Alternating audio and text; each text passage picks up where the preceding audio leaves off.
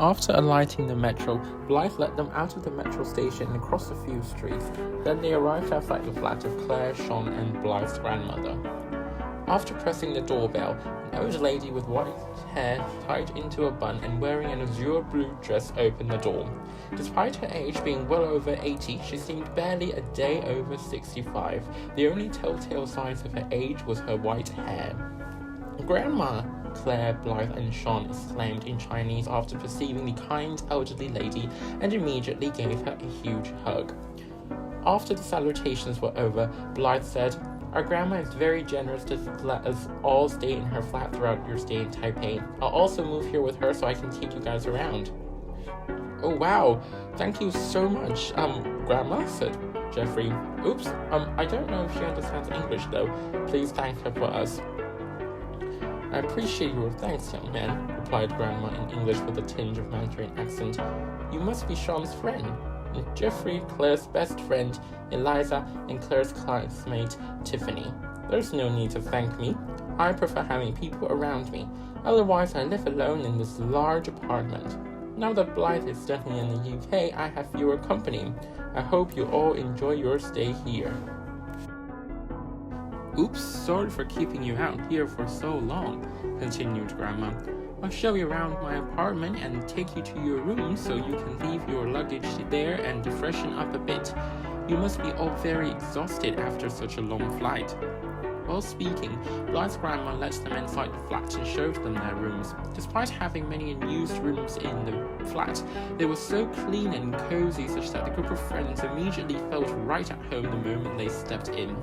Blythe's grandma first led them inside a modernly furnished room with 2 separate beds and a wardrobe. The room had a large window overlooking Taipei City's center, showcasing its glamorous skyline.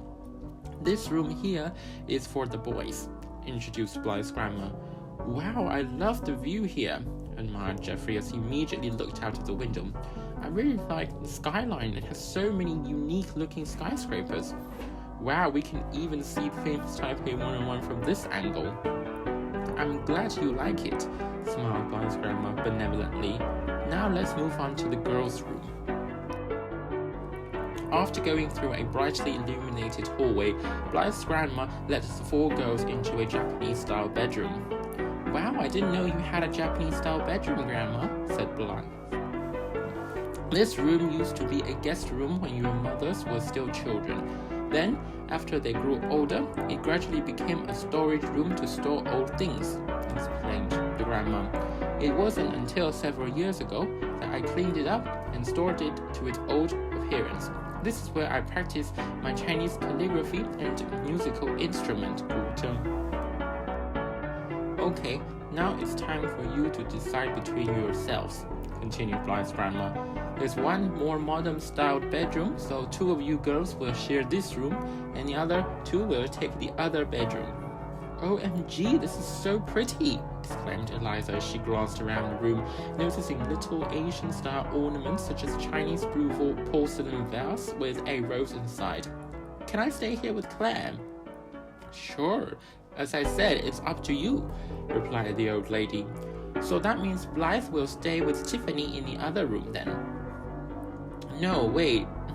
I don't want to stay with Blythe," complained Tiffany. "She's just way too organized. She'll make me feel like really stressful."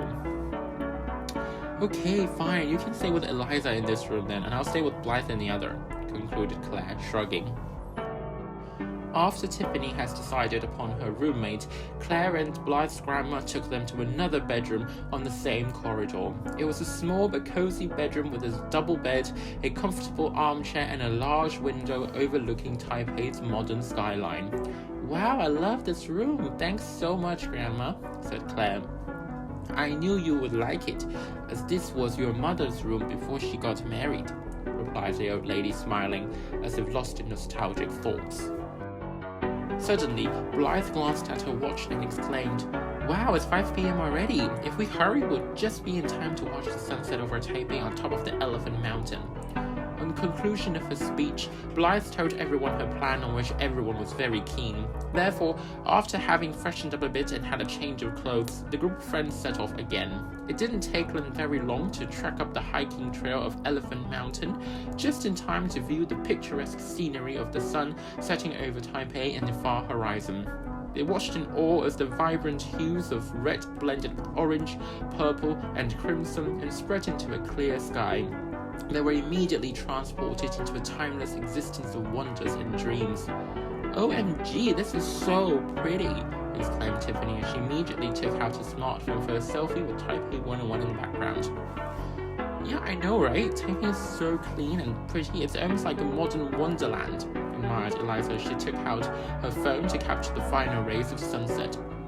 "What I like about Taipei is that I don't get how a modern metropolis can be so well blended with nature in such perfect harmony," marveled Jeffrey. "It's not like any city I've ever been to."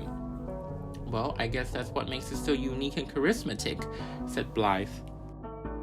On the following day, after having had a well-deserved rest from the 14-hour flight, the group of friends proceeded with their city tour led by Blythe. At around 10 a.m., after a wholesome traditional breakfast consisted with the famous egg pancake, flatbread, and homemade soya milk, all prepared by Blythe's grandma, Blythe took her friends to a U-Bike station, which is a public bicycle sharing service offered by Taipei City government. They each rented a bicycle except for Tiffany, who did not know how to ride one and had to sit on the back of Claire's bicycle, and decided to cycle around the city whilst visiting famous tourist attractions and landmarks. Their first destination was the well-known Chiang Kai-shek Memorial Hall, a national monument, landmark and tourist attraction erected in memory of Chiang Kai-shek, former president. After watching the guard mounting ceremony in the main hall, they took a group photo of this special building. Their next destination, which was very close to the Memorial Hall, was the shopping district of Ximending, which was the go-to place for young Taiwanese people as it is the hub of Taiwan's fashion and subculture. "Wow, this is just like the Soho district in London," marveled Eliza as she glanced at the wide variety of stores selling all sorts of things, from Isle of Taiwan t-shirts and Japanese comic books to vintage records. "No wonder they say this is Harajuku of Taipei," mused Jeffrey, who had been to Japan the year before, "but somehow I feel like Ximending has even more charm." Suddenly, they discovered that Tiffany was missing. "Oh my god, where's Tiffany?" inquired Eliza as she glanced around but couldn't perceive her high school classmate. "Oh bother, she must have got lost in the crowd again."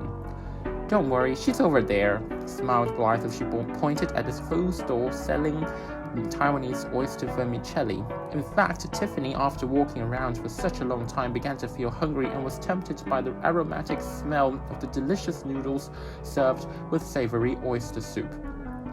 "Wow, it's almost 12:30 already," exclaimed Sean after perceiving his watch. Looks like Tiffany's tummy is better at telling the time than my watch." They all laughed. The group of friends entered a restaurant selling authentic Taiwanese food. After having each ordered a bowl of noodles, the group of friends started discussing their upcoming destinations. "So, where do you guys want to head to next?" inquired Blythe. Let's see. Being a history major graduate, I naturally want to visit the National Palace Museum and view the amazing ancient Chinese imperial artifacts it has to offer," said Jeffrey pensively. "What's so special about the museum? Surely most of the famous ancient Chinese imperial artifacts are not in China," said Eliza as she sipped on her bubble tea. "That's what one would think, but in fact, the greatest collection of Chinese antiquities is now not in China but in Taiwan," replied Sean. After the Chinese Civil War in 1949, leader of the KMT party, Chiang Kai-shek took the finest and most fragile pieces of artwork of Chinese antiquity from the Forbidden City with him and retreated to Taiwan. "But surely the bare ones must still be in the mainland, as they couldn't have been transported across the Taiwan Strait?" asked Claire. That was true until the 1960s, when the Cultural Revolution led by the communists raged in China, causing a huge portion of Chinese ancient artifacts to be completely destroyed. Luckily, the ones in Taiwan were saved from the catastrophe, elucidated Jeffrey. Now, 60 years after the Cultural Revolution, the National Palace Museum in Taipei is regarded as having the world's greatest collection of Chinese antiquities, ranging over 6,000 years from the Neolithic age to the Qing dynasty. At that moment, their food was served. Sean ordered a bowl of beef noodle soup and Jeffrey ordered Taiwanese noodles. The portion sizes were so large the girls were starting to worry if they could actually finish their food, when Tiffany, after having finished her oyster vermicelli, walked straight into the restaurant looking for them. "Wow, perfect timing for once, Tiffany," exclaimed Eliza. "Come here and help me finish this bowl of Taiwanese beef noodle soup. There's no way I can finish this on my own."